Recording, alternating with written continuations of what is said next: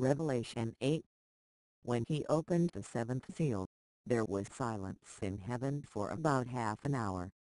And I saw the 7 angels who stand before God, and 7 trumpets were given to them.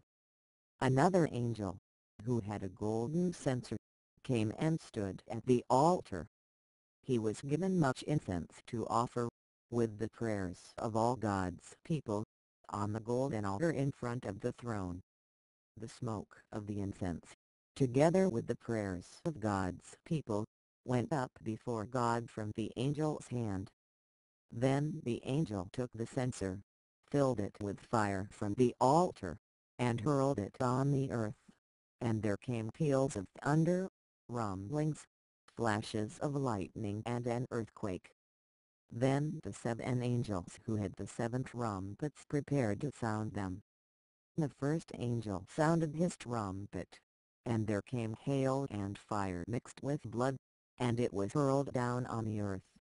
A third of the earth was burned up, a third of the trees were burned up, and all the green grass was burned up. The second angel sounded his trumpet, and something like a huge mountain, all ablaze, was thrown into the sea. A third of the sea turned into blood, a third of the living creatures in the sea died, and a third of the ships were destroyed.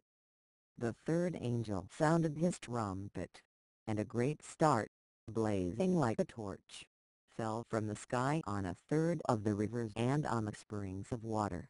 The name of the star is Wormwood. A third of the waters turned bitter, and many people died from the waters that had become bitter.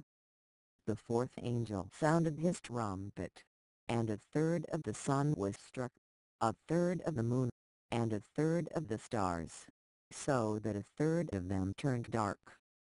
A third of the day was without light, and also a third of the night.